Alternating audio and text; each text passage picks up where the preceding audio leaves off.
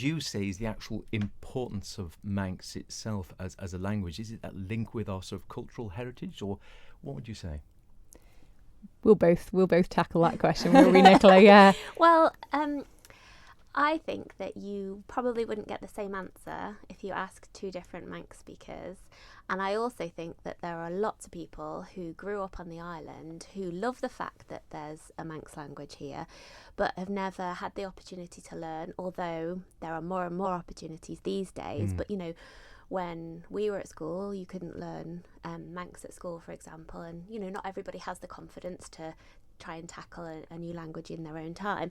And they're just, you know, they're immensely proud that there is a language and that they see it on the buses, or they used to hear it on the aeroplanes, and it makes them feel special. It makes them feel different. It makes them feel unique. When you arrive back on the island, you know you're home, because, you know, you start to see the Manx everywhere. And I would say, for me, when I grew up, I was really interested in history and the culture and the dancing and all of that.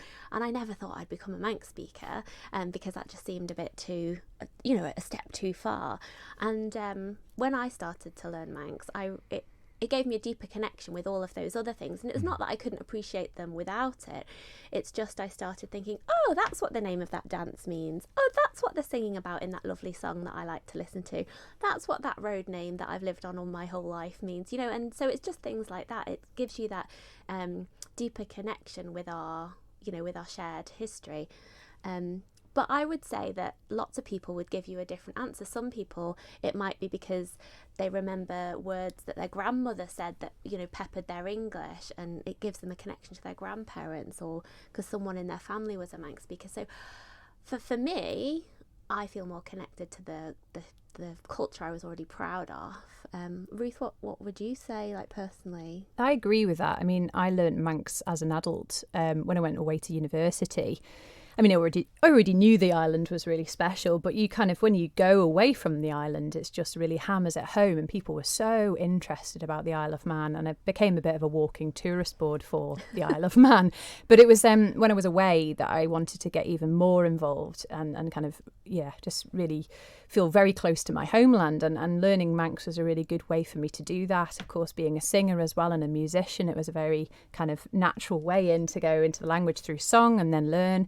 And so, yeah, I feel like it really roots me more in the island. And I think what Nicola was saying is absolutely spot on. It kind of embodies a sense of place. The language is so woven into the very fabric of the whole island. It makes the island what it is. And you know, you don't have to speak Manx to appreciate Manx, as Nicola says. You can be an advocate for the language, and you can be a proud supporter of it, absolutely. And so I think that positivity, we're seeing more and more of that, which is brilliant. And of course, it's a unique thing for the island, isn't it? It's a unique identifier for the business community and for the islands as a whole, which is another, you know, fab reason to have Manx. But yeah, there's so many reasons. On Manx Radio, we've noticed. Yeah. Yes. There is. Thank you very much, Gurmayu. Well, it's just lovely to hear, actually. Just peppered throughout the day, you hear the odd. Yeah. And I think that more people, you know, that aren't fluent speakers, feel that confidence and that ownership over the Manx language. Like, you don't have to be a fluent speaker to be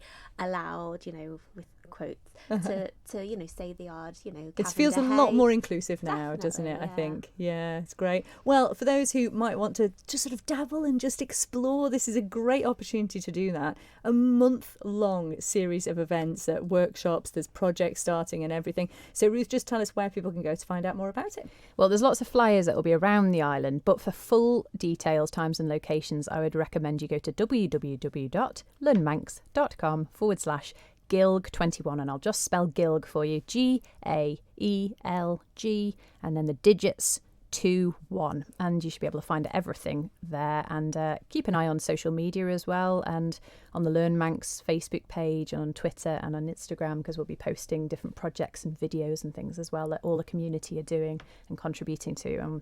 Yeah, we can't wait. So yeah, Guramayu, Him Shu, is that right? Him Shu. We're getting there.